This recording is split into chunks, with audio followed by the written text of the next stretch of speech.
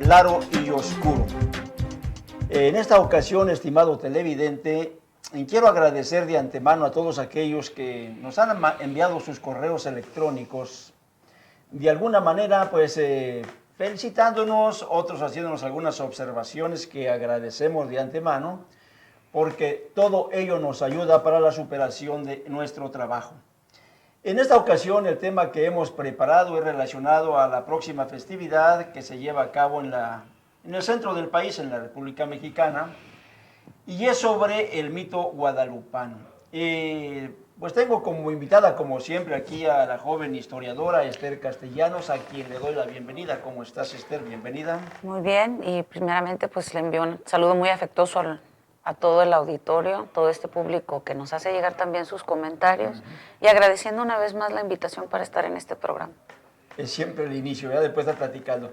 Bueno, estimado televidente, el tema que hemos preparado, vuelvo a repetir, es un editorial dedicado al 12 de diciembre y es sobre la guadalupana. Hace exactamente unos 8 días, 10 días, se presentó en la ciudad de Guadalajara uno de los periodistas muy sui generis, muy especial, muy duro en sus comentarios, me refiero a Rius, y presentó un libro sobre Jesucristo. En este libro sostiene él que la Iglesia Católica Romana, precisamente, está en el nivel en que se encuentra por la ignorancia, dice él, la ignorancia religiosa del pueblo mexicano. Esto nos dio pues el lugar para tocar este tema que hoy hemos denominado el mito guadalupano entre mitologías y apariciones. Estamos hablando de la cultura politeísta. Consideramos que es un tema controversial, no apto desde luego para fanáticos. Queremos compartirlo sin lanzar una piedra al tejado ajeno, sin querer herir sensibilidades. Queremos hacerlo realmente dentro de lo que es un análisis profundo de este interesante tema. Reconocidos sacerdotes, para ello queremos también hacer notar, han denunciado el mito desde luego como un fraude. Esta es una lucha realmente política y económica que se está llevando a cabo por Norberto Rivera y Guillermo Schulenburg. De hecho, ya se resolvió. Desgraciadamente, pues uno tuvo que pagar las consecuencias de su sinceridad y el otro aprovechó el lugar para enseguida hacer negocio a través de lo que logró al controlar lo que viene siendo el Tepeyac. En este ha predominado desde luego el fanatismo y la ignorancia, y esta ha sido vital para el control de la sociedad. Bueno, Esther Castellanos, damos entrada a lo que viene siendo el tema editorial. El mito guadalupano. Ha sido un tema muy trillado por historiadores, críticos, intelectuales, reformadores, protestantes y los llamados hermanos separados, sobre todo por ateos. Hemos en esta ocasión tomado el caso de Rius, me refiero precisamente a Eduardo del Río Rius, un personaje de formación confesional que por 6 años estuvo conviviendo con los salesianos. Se habla de que estuvo... Era seminarista. Fueron 6 años, una formación realmente confesional. Y se convirtió pues en un perito, vamos a llamarle, de lo que viene siendo el catolicismo romano. Tú sabes que ha escrito varios libros con relación a críticas que ha hecho, denuncias, todas encaminadas dentro de lo que viene siendo, digamos, el catolicismo romano. Por consecuencia, pues ha sido un hombre muy rudo en cada una de sus críticas, sobre todo en contra de la alta clerecía. Estamos hablando por ese mercantilismo, ese extravío doctrinal, sobre todo por el trueque, este trueque que llamamos del Tepeyac. Es aquí en donde ha censurado directamente la existencia de Juan Diego, y esto repercute irremediablemente y directamente en contra de la aparición de la guadalupana. En este libro, La invención del cristianismo, va más allá cuando asegura que la Iglesia Católica está en crisis. Y esto pues todo el mundo lo conoce. El castellano está atravesando realmente por una situación muy difícil, sobre todo de credibilidad. Está tratando de recomponer errores del pasado históricos que fueron pues catastróficos. Acaba de aparecer por ahí, digamos, en días pasados, un libro precisamente de Rasseguir, en donde desconoce, digamos, al burro y al buey y lo sacó del pesebre. Hablamos de superficialidades que realmente no vienen al caso cuando se está descuidando lo más esencial, que es la doctrina cristiana. Entonces, este tipo de errores, de alguna manera, ha confundido hasta cierto punto a la Grey y la sigue sumiendo, vamos a decir, en ignorancia, porque pues dice uno de la noche a la mañana, porque está pasando, ¿no?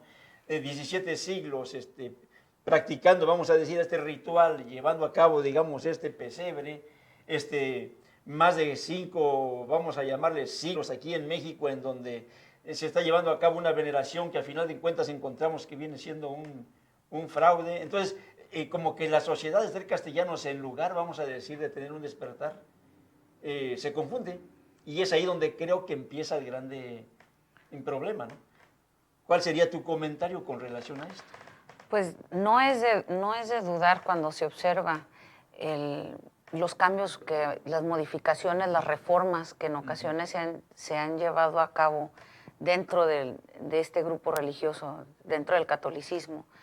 Y nos percatamos de que en cada época, sí, a como conviene, a como favorezca o si desfavorece, se llegan a hacer estos cambios. Ahorita usted citaba este caso del nacimiento, ¿verdad? Que como en uno de los programas anteriores lo llegamos a mencionar sobre el origen de la Navidad, pues fue algo que era muy representativo, la presencia de estos dos animales dentro del pesebre. Así es. Y así fue llevado a cabo por muchos siglos.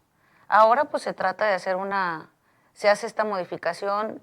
Ignoro qué razones al momento puedan tener ellos, porque no es algo de lo que yo no me había percatado, de lo que no estaba informada, pero que vemos que no es tan extraño el que se quite o que se pongan cosas en la doctrina católica. Era una práctica de la tradición.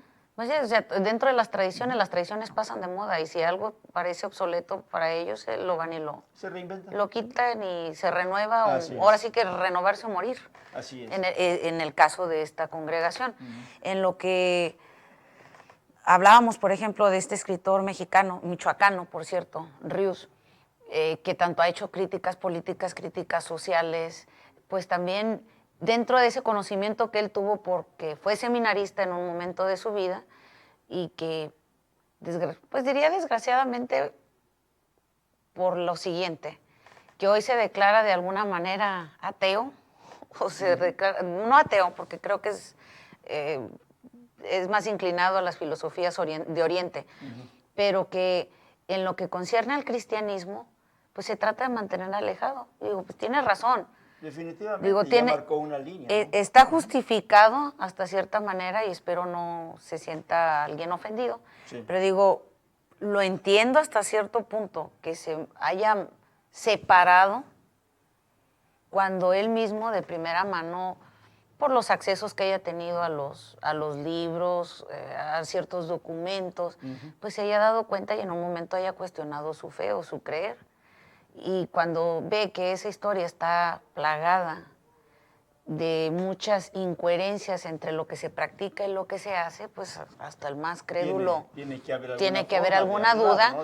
Y cuando se tiene cierta convicción, que esos principios, esa ética personal se siente de alguna manera atacada, pues es lógico que quiera hacer esa separación.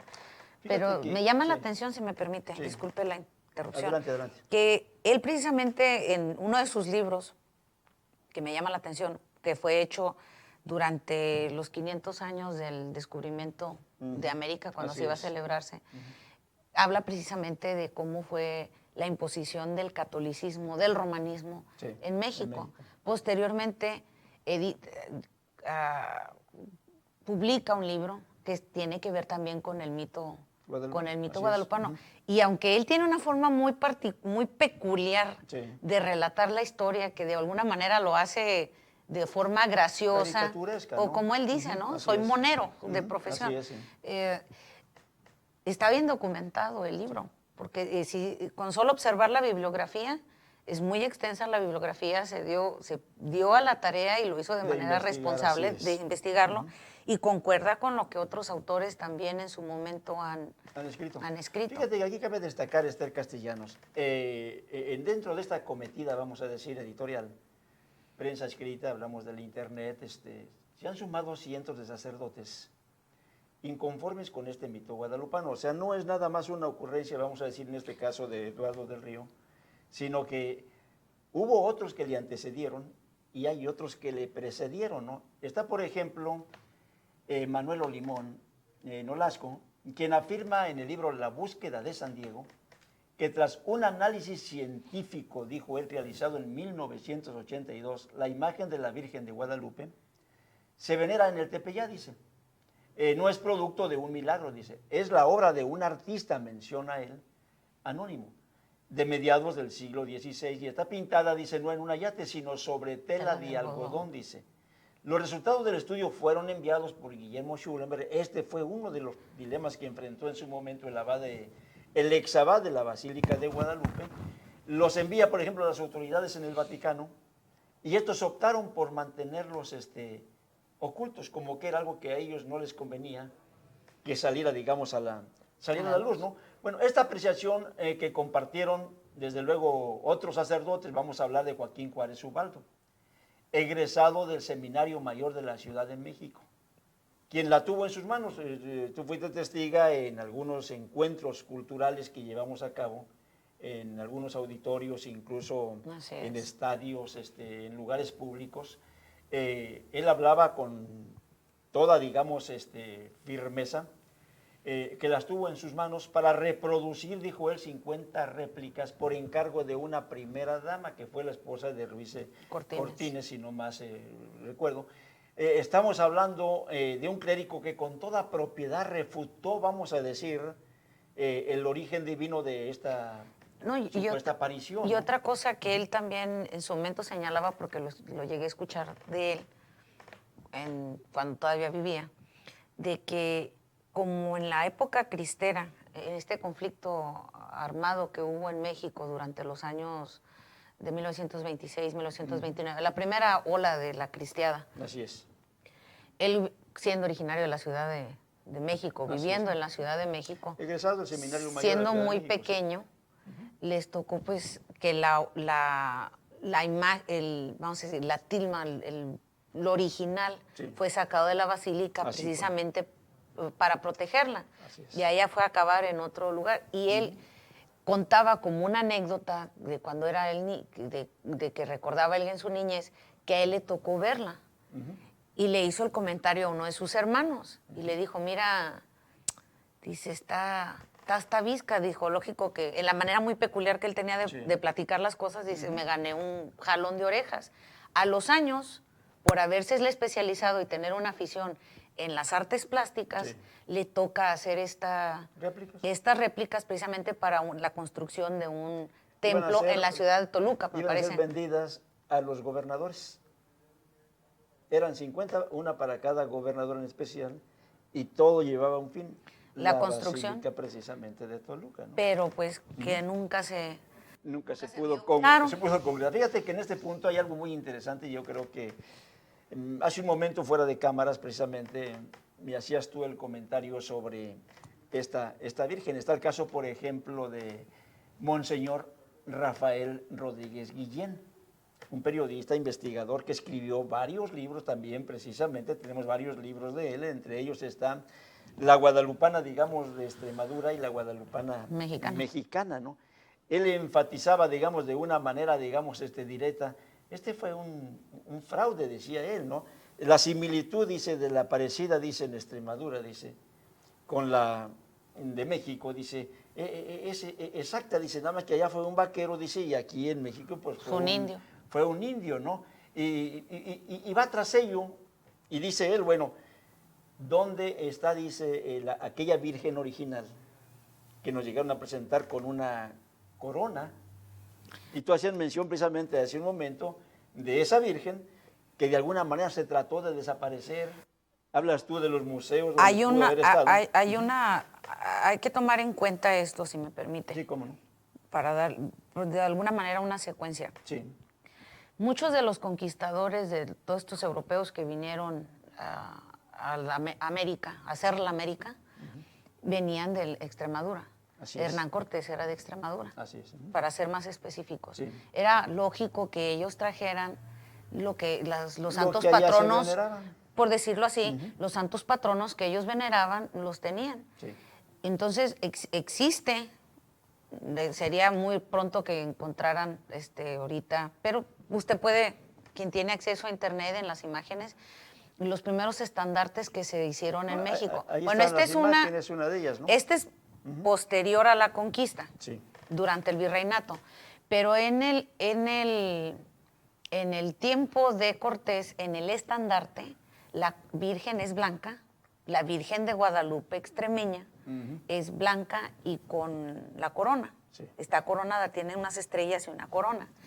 La que vemos es en el tiempo ya colonial, durante el virreinato, ya pasada la conquista, muchos siglos después, antes de que la Bastida la mandara a coronar a finales del siglo XIX. Fíjate, para nuestros televidentes, radioescuchas, este punto que aborda la historiadora es interesantísimo y nos da realmente, digamos, la oportunidad de entender todo lo que se ha manejado a través de los siglos con relación a este mito guadalupano.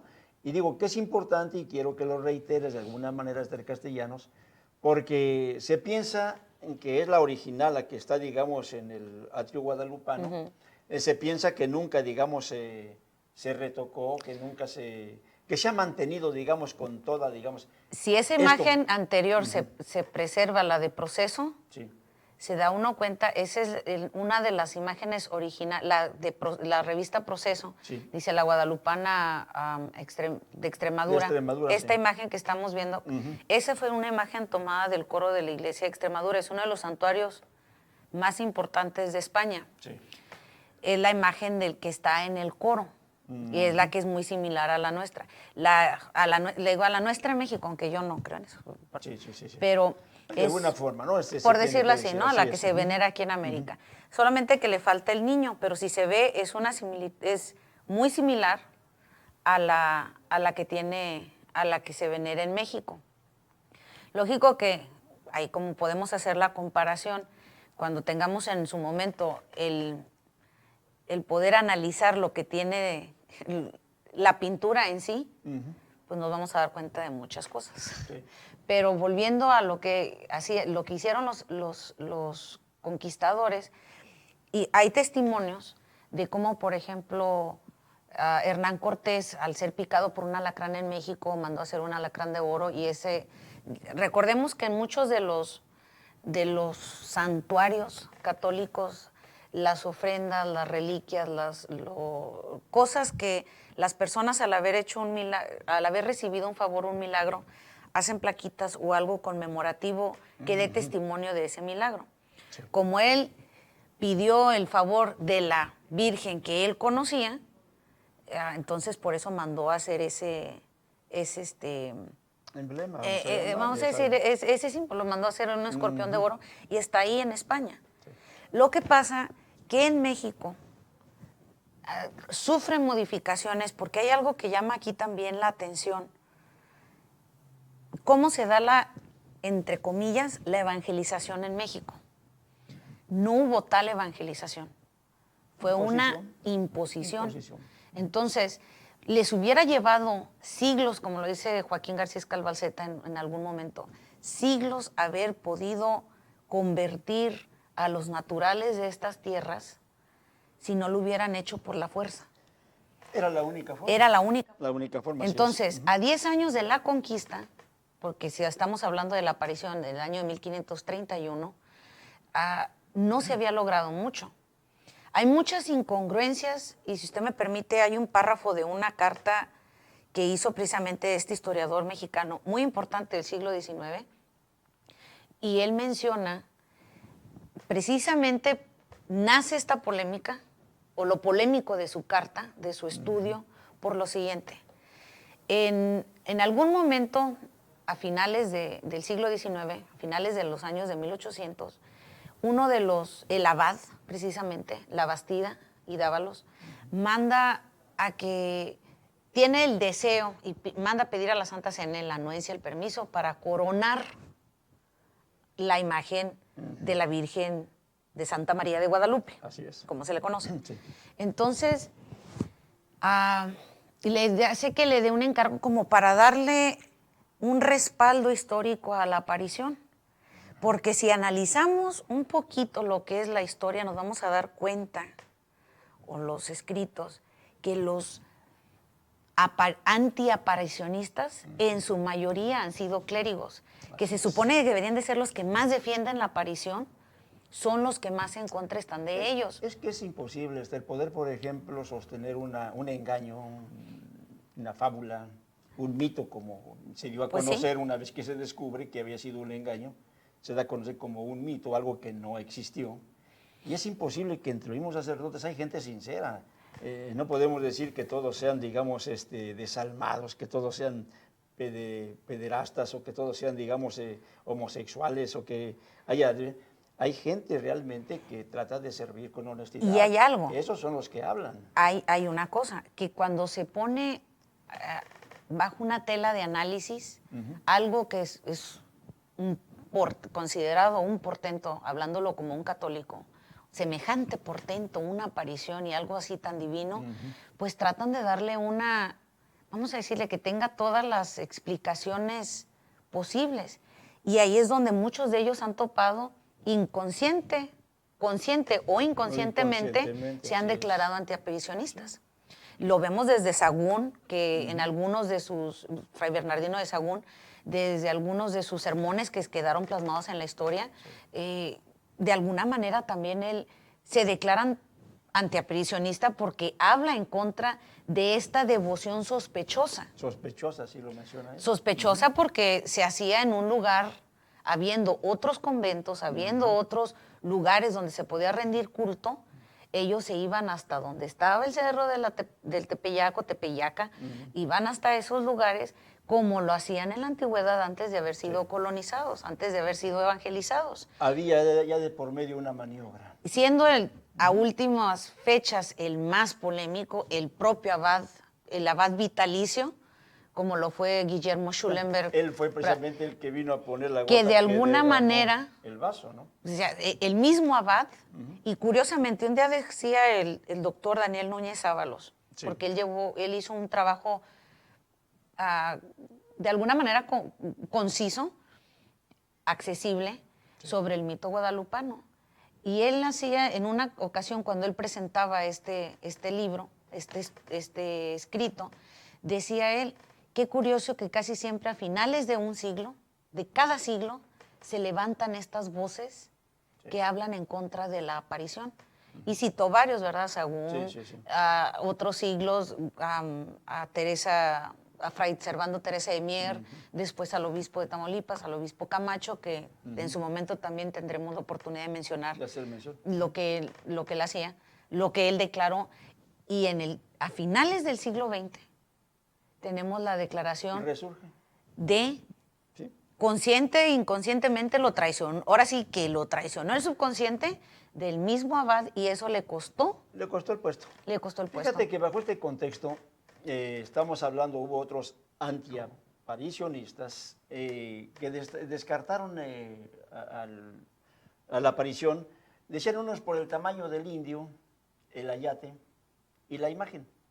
las mismas que no concordaban simétricamente, sacando cálculos, incluso en esos detalles. Como dijo Ríos, ¿no? Tendría que ser un jugador de básquetbol. Pues un gigante, ¿no? Y resulta que es un chaparrito. Bueno, de estatura media, unos 66. 66. Digamos, el tamaño de la imagen. No hay una cuestión simétrica que ahí corresponda, ¿no? Bien, dentro de lo publicado precisamente por la editorial Plaza y Llanes, el sacerdote Manuel Olimón, pues cobra mayor vigencia lo que hicieron precisamente ambos personajes, el sacerdote y Schulenberg, de alguna manera pues, respetuosos, porque los dos, digamos, de alguna forma habían sido los cuidadores celosos, vamos a decir, en este caso del Tepeyac, pero en un momento dado tuvieron que hablar con la honestidad, con la verdad. Ahora, había de por medio ya ahí, digamos, una lucha de intereses muy, digamos, marcada, ¿no? Bueno, vamos a ir a un corte, nos marcan. Y regresamos, estimado televidente, viene información muy interesante que a usted le puede servir como un análisis y reflexión de lo que en México se ha establecido como un mito, que viene siendo precisamente la aparición del agua guadalupana. Regresamos, no le cambie. Estoy seguro que va a compartir con nosotros esta idea.